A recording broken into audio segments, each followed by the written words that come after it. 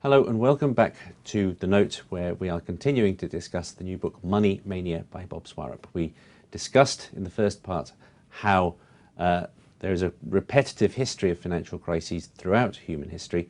Now we're going to attempt to deal with the here and now and how we should deal with it again. So let me introduce once more the author, Bob Swarup. Bob, thanks. John, pleasure to be here.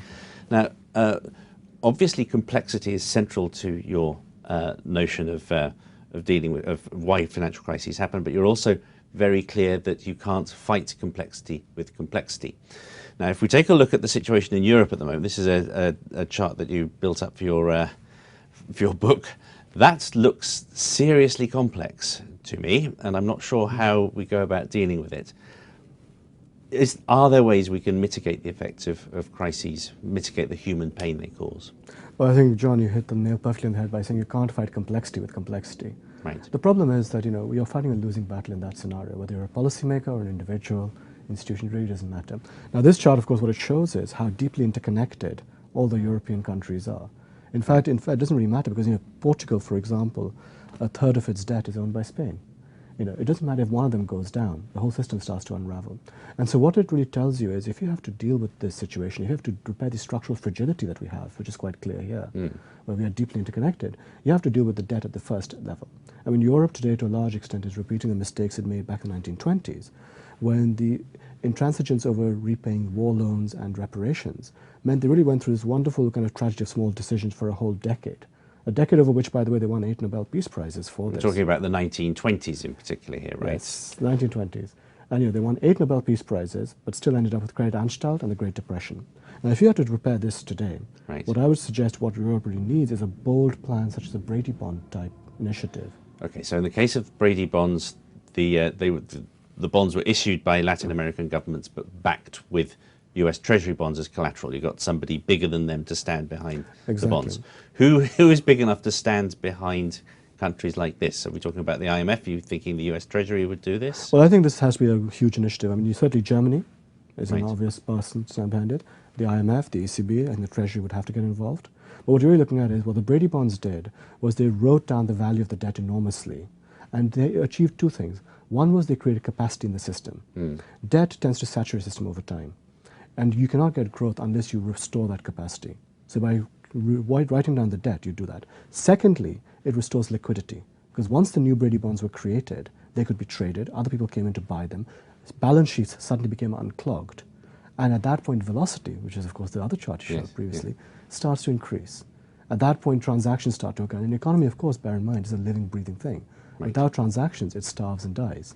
Okay, now on that subject, if we take a look at the next chart, you do see a steady growth in what you might call balkanization, that we're ever more complex and interconnected, but you do see some of the natural barriers between countries being re-erected. You could also see this in terms of protectionism. How do you deal with that rather insidious threat? Well, this is where you have to try and counterbalance human bias. Politicians, policymakers, central bank heads, they're all people as well. And I think what's interesting is the one lasting effect of the last 6 years has been an enormous convergence between bank and sovereign, with the bailouts and so on. And so increasingly banks have turned towards domestic priorities, partly for political reasons, partly because that's where they see security. At the same time, they've started to withdraw from the global sphere. Now that immediately means that there is a balkanization effect, credit starts to shrink, and it starts to shrink in the wrong places. I mean, that's actually quite a big danger to global trade.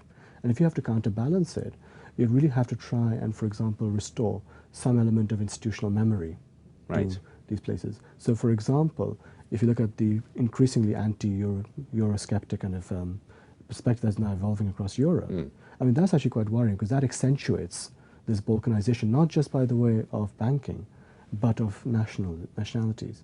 Europe right now has this enormous economic apartheid that's going across it, where people on the north and south feel aggrieved to each other for different reasons. Both think they sign slightly different deals. You have public and private sector tensions, and they accentuate divisions. Now, one of the things that happens with complexity in a crisis, by the way, is if a crisis is severe enough, it transmutes from a crisis of finance to one of society. And at that point, the complexity unravels rather discordantly. Okay, and there's very great reason to fear that could yet happen in Europe. That's one final important issue. Arguably the biggest financial issue of the day is the Federal Reserve how it steps back from QE.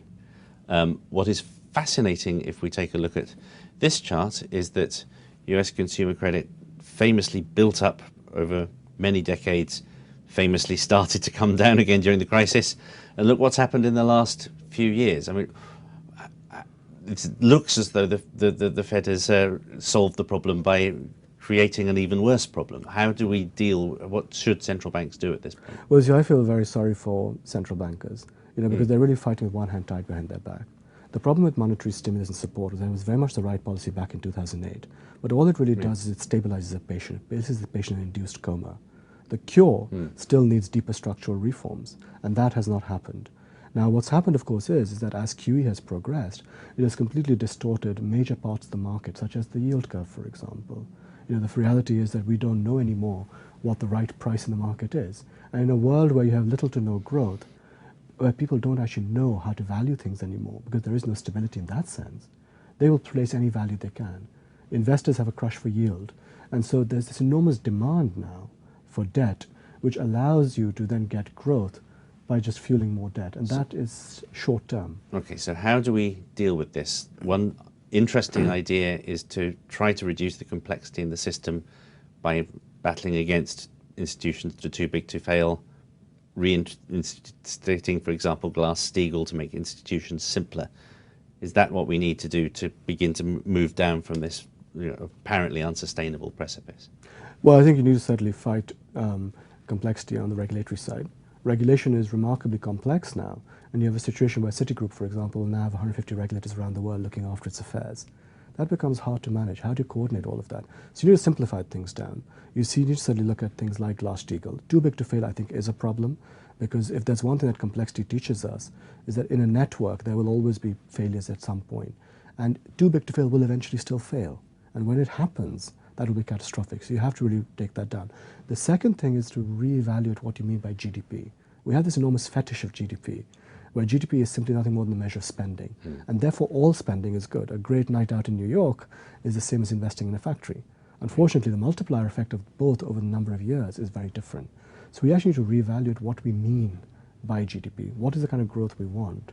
The only problem, of course, is, as China is finding out right now, is that growth that comes organically, that is not fueled by just excessive amounts of debt, is unfortunately slower to take hold and ultimately not as exciting. And that's the challenge. It's that temporal myopia that unfortunately policymakers will always have, and the tension you have therefore between stability and growth. And the only way you can counterbalance that is to actually start creating mechanisms for institutional memory.